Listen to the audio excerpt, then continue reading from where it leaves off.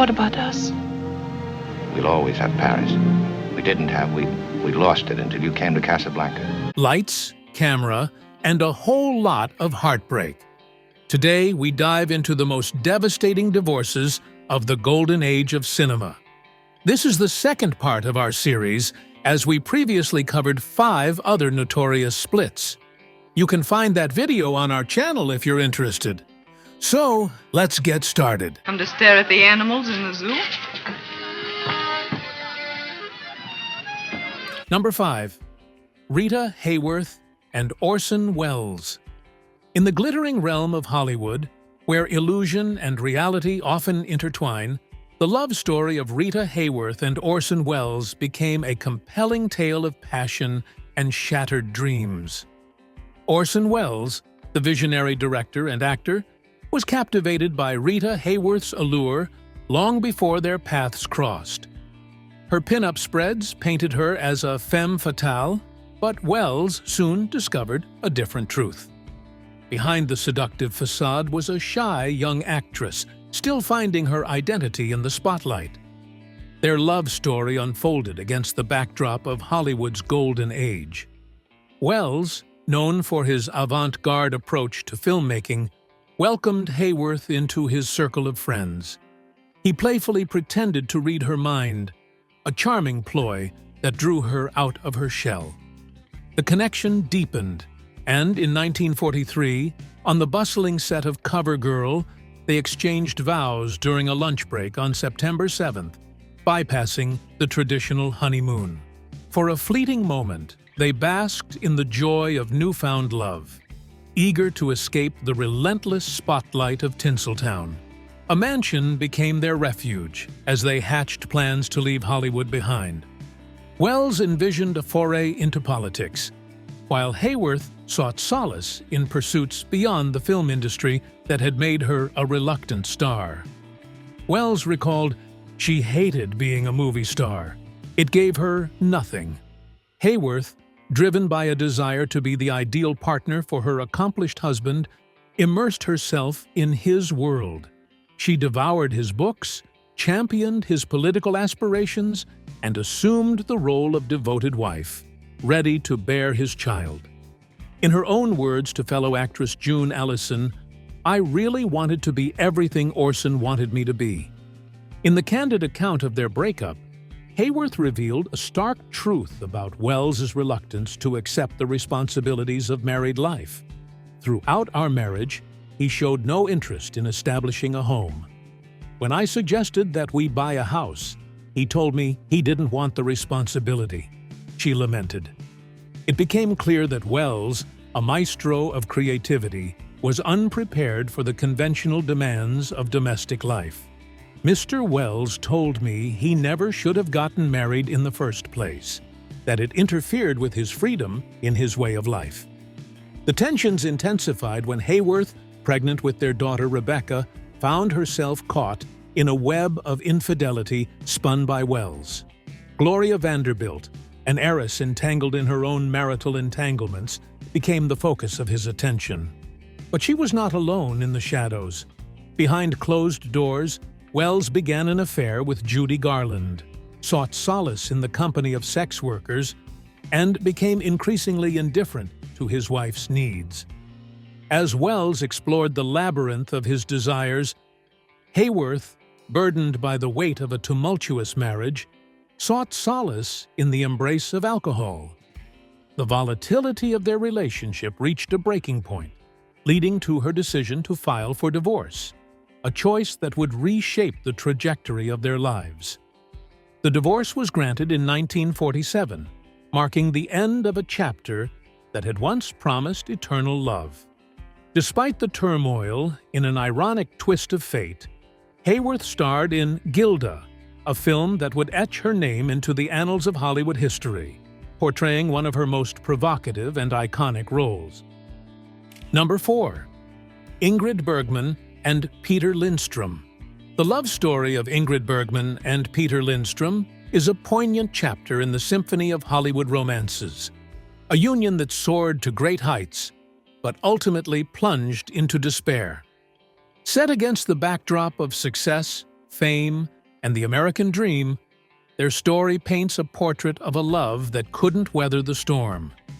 Their journey began shortly after Ingrid Bergman's 18th birthday, through a chance meeting at the Grand Hotel arranged by her cousin.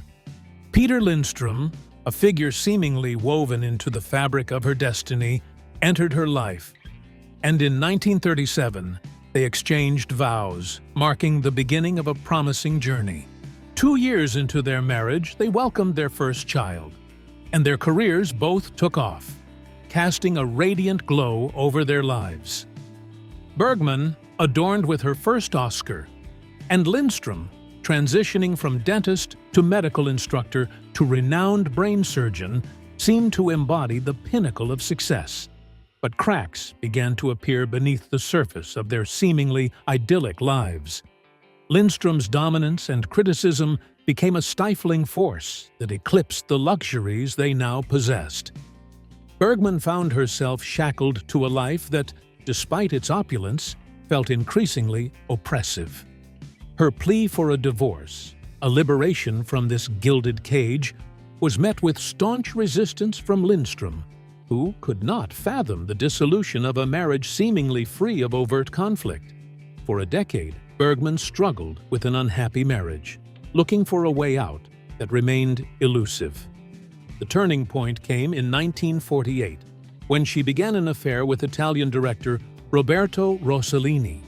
The lure of passion and liberation led her to leave Lindstrom and her daughter Pia to begin a new life with Rossellini in Italy.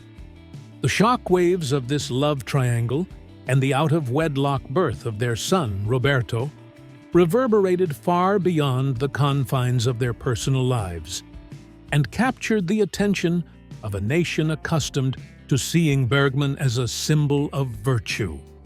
The affair, so scandalous that the U.S. Senate denounced it, culminated in Bergman's divorce from Lindstrom in 1950. Her subsequent marriage to Rossellini lasted 8 tumultuous years and produced 2 more children, Ingrid and Isabella. The echoes of Bergman's choices lingered, challenging social norms and redefining the narrative of a woman who dared to follow the tumultuous path of her heart. Number 3. Elizabeth Taylor and Conrad Hilton Jr. When it comes to Hollywood, where love stories are crafted for the silver screen, Elizabeth Taylor's first marriage to Conrad "Nicky" Hilton Jr. stands out as a tale of glamour, manipulation, and a brief but tumultuous union. An enduring icon of Hollywood, Elizabeth Taylor's name is etched in the annals of fame with her captivating performances in timeless classics such as Cleopatra, The Taming of the Shrew, and A Place in the Sun. But her cinematic brilliance was not the only facet of her life that made headlines. Taylor became infamous for her 8 marriages, the first of which was to Conrad "Nicky" Hilton Jr. in 1950. The marriage, which lasted only 30 weeks, was shrouded in controversy and, according to some accounts, carefully orchestrated by both Taylor's family and MGM Studios. In the documentary Elizabeth Taylor: A Tribute, film critic Barry Norman CBE, a friend of the actress, shed light on the alleged orchestration behind the wedding. The decision for Taylor to tie the knot was supposedly a joint venture between her family and the studio. Biographer William J. Mann delved into the staged nature of the union, claiming that the marriage to Nicky Hilton was the result of studio manipulation. Despite the staged backdrop, Taylor apparently embraced the idea wholeheartedly, charmed by Hilton's persona. The entire wedding, down to the church ceremony and bridesmaids, was reportedly a meticulously planned production by MGM, making the marriage a spectacle of Hollywood proportions. However, the fairy tale facade quickly crumbled, and what followed was described by Barry Norman CBE as a total failure. The marriage, marred by Hilton's alleged drinking problems and violence toward Taylor, lasted less than 7 months. Nicky Hilton, heir to the Hilton Hotel fortune, was a man of wealth, but also a heavy drinker who, the story goes, physically abused Taylor. Just 205 days after they exchanged vows, Elizabeth Taylor, a vision of vulnerability with violet eyes brimming with tears, sought to undo the marital bonds that had become a source of anguish. In a Santa Monica, California courtroom on January 29, 1951, the 18-year-old budding movie star revealed the harsh realities of her marriage. She accused Hilton of being indifferent and using abusive language, and obtained a divorce on the grounds of mental cruelty. In an act that would become as iconic as her beauty, Taylor refused alimony and reclaimed her maiden name. The ill-fated union between Elizabeth Taylor and Conrad Hilton Jr. serves as a stark reminder of the intertwined forces of Hollywood glamour, family influence, and the harsh realities that often lurk behind the scenes. Join us for the next chapter in Hollywood's tumultuous love stories, where the script often diverges from the screen fantasy. Number 2. Joan Crawford and Franco Tone.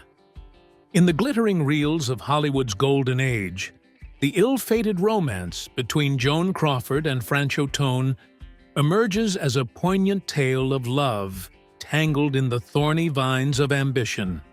Fresh from her divorce from Douglas Fairbanks, Crawford found herself co-starring with Clark Gable and the charismatic Franco Tone in 1933's Dancing Lady. Little did she know that this on-screen rendezvous would spill over into real life, leading to a whirlwind romance with Tone that culminated in their marriage in 1935.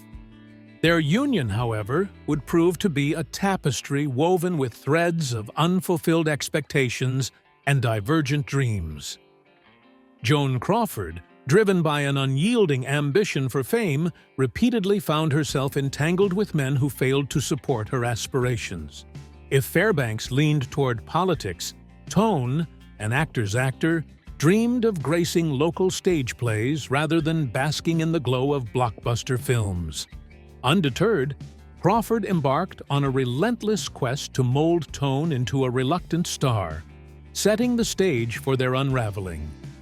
The couple's shared dream of a bi-coastal existence centered on New York, and a return to the stage for Franco, became an unfulfilled mirage. As Crawford's Hollywood trajectory soared, Tone found himself stagnating, his resentments simmering beneath the surface. The clash of their professional paths strained the delicate fabric of their marriage. Behind the glamorous facade, Crawford longed for motherhood. Despite 2 attempts, both pregnancies ended in heartbreaking miscarriages, casting a shadow over their union. But Tony's reaction to Crawford's grief added another layer of complexity to their unraveling story. Depressed and frustrated by the miscarriages and his marriage, Tony began drinking and, most frighteningly, taking his anger out on Crawford. Heartbreakingly, the abuse she had suffered as a child resurfaced, with Tone physically harming her during their fights. Fortunately, Joan was no longer willing to endure such abuse. The two divorced in 1939. The night before their divorce was finalized, they were seen dancing together. Joan told the judge, who granted her divorce, that she hoped she would have the good sense to remain friends with her soon-to-be ex-husband. While they both moved on to other marriages, they continued to hold each other in high esteem. In early 1954, the two were seen out on the town together. Columnist Earl Wilson asked Joan if she and Franco would reconcile. She replied, "We haven't discussed it, but I wish we could. I just adore that man." Adoration or not, they did not officially reconcile, and the following year Joan married Pepsi executive Alfred Steele. She enjoyed 4 happy years with Steele before he died unexpectedly of a heart attack. Number 1. Charlie Chaplin and Lita Grey. In the world of Hollywood romance, the story of Charlie Chaplin and Lita Grey unfolds as a turbulent tango, marked by a significant age gap and the shadow of scandal. A union that, despite its brevity, left an indelible mark on the annals of celebrity divorce. In 1924, the 35-year-old Chaplin, already an icon of the silent film era, exchanged vows with the 16-year-old Lita Gray. Their union, a lightning rod for controversy, set off a whirlwind of accusations that reverberated through the tabloids of the day. The papers claimed that Chaplin, in a promise tinged with manipulation, had entered into a relationship with the virtuous and inexperienced Lita when she was barely 16, offering marriage as both shield and sanctuary. On their wedding night, it was whispered that Chaplin had told friends, with a hint of cynicism, that marriage was a preferable alternative to imprisonment. The ominous prophecy continued when he reportedly told Lita, "This marriage won't last long. I'm going to make you so damn sick of me that you won't want to live with me." The story took a darker turn when reports surfaced that Chaplin tried to force Lita into an abortion, or a so-called criminal operation, after she became pregnant. Accusations flew, with Chaplin branding his young bride a gold digger who was trying to dismantle his career and impede his professional advancement. A lawsuit ensued, accompanied by an injunction preventing Chaplin from altering his assets prior to settlement, ensuring a fair resolution in court. The climax of this tumultuous saga came in 1927, when Chaplin and Lita finalized their divorce.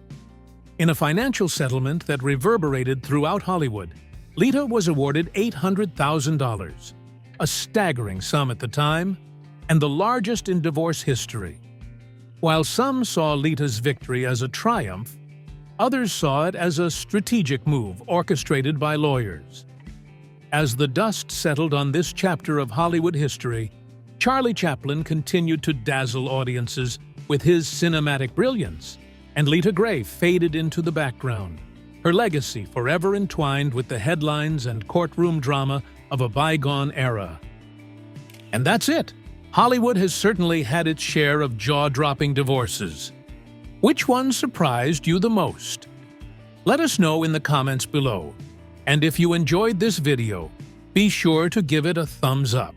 For more exclusive Hollywood content, don't forget to subscribe to our channel. Until next time, stay tuned.